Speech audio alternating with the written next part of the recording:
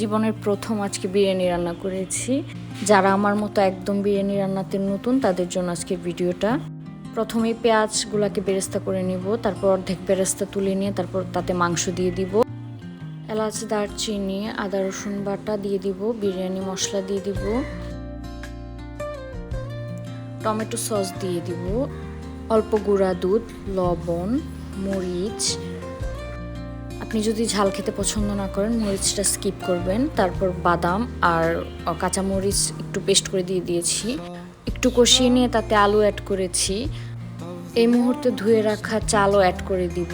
চাল আর কষিয়ে রাখা মশলাটাকে ভালো করে একসাথে মিশিয়ে নিয়ে তারপর এতে গরম ভালো করে নেড়ে চেড়ে দিয়ে ঢেকে রাখবো। পানি টেনে আসলে এতে কাঁচামরিচ অ্যাড করে দিব। পুরো জিনিসটাকে একসাথে করে এখন দমে দেওয়ার ব্যবস্থা করব। নিচে আরেকটা কড়াই দিয়ে এটাকে দমে দিয়েছিলাম 20 মিনিটের জন্য। এখন রেডি হয়ে গেছে আমাদের বিরিয়ানি।